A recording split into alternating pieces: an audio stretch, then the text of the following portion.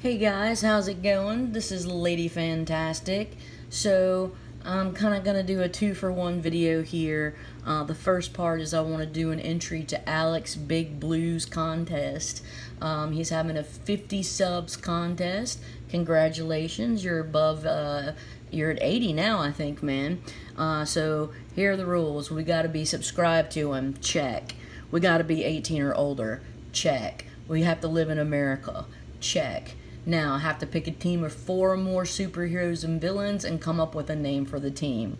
So I took a very mature and thoughtful approach to this, and I chose my team. I want Frigga.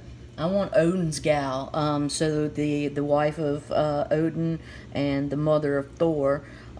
She's really actually pretty wise, and she's feisty, and I think she could play well against Apocalypse, because in every way that Apocalypse is cold and calculating and down to the basic bones of who is the most fit to survive, Frigga would counter those arguments with, I think, very ethical and spirited justifications to not do the shit that he wants to do. So I think they would be good. They would keep each other in check. And then like Rocket Raccoon and Tigra, why the hell not? You guys gonna have little furry critters in like Marvel? Then let's just put these two together and see what the repartee looks like, because I think they could go tit for tat with one another and it'd be pretty funny. And you know what? That's Team Fart. So here you have it. This is my team: Frigga, Apocalypse, Rocket Raccoon, Tigra, Team Fart. There you go. ALEXBIGBLUE, I wish you the best. And then the second half, well, the second part, I just kind of wanted to talk about, like,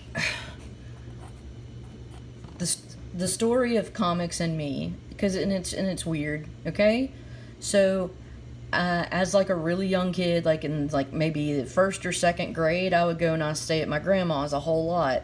And a couple of streets down, or a couple of houses down, there was a family that would always be having like garage sales or yard sales. And there was a son there, excuse me, he was an older, like I don't know, like a young adult.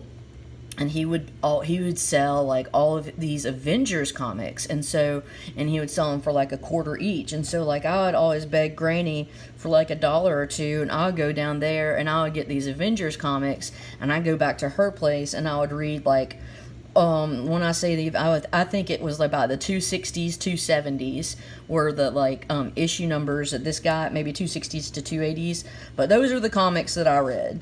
And that was like in second or like, well, 1st or 2nd grade. And then like with my buddy, like we started reading X-Men in like the 3rd, I was about 2nd, 3rd grade. I was like 8 to 10. And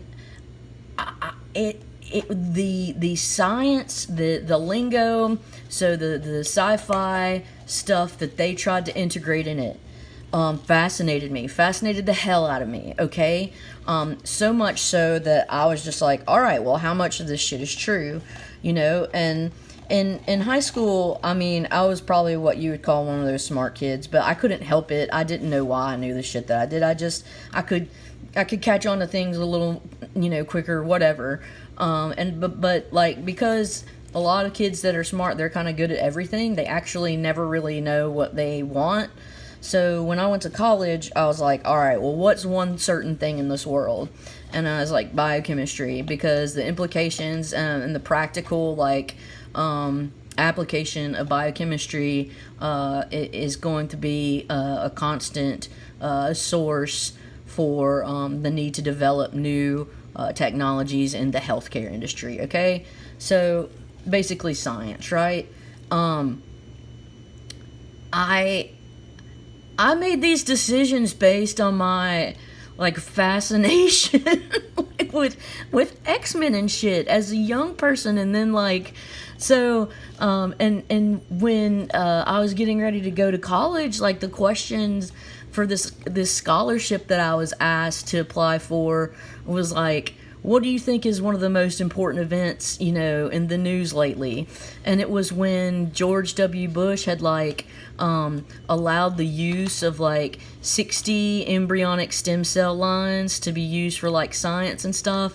And so it's like, I come from this idea of mutants and seeing that they're, like, they've had some sort of genetic anomaly that's given them powers. And then I go to understanding a little more science, to seeing the implications of stem cell therapy as like an older teen. And so I write this essay about how I think, honestly, the most important thing in the news today are the promise of maintaining those cell lines and actually utilizing them to learn as much as we possibly can about developmental pathways. Because this is like regenerative medicine, right? And now, dude, I work in a fucking lab now. I work with stem cells now. And so I just think it's kind of crazy. And that's my little story. And yeah, blah, blah, blah. But yeah, so I went from a kid at her grandma's, running a couple of bucks down a couple of houses, and you know, just getting as many Avengers comics as I could, to reading, you know, X-Men and Mr. Sinister and all of his little genetic what's-a-who's-its and schemes, and you know, to being a semi-aware young adult when it comes to stem cell technology, to doing the damn thing. Holy cow. All right. You guys have a good one. See ya. Bye.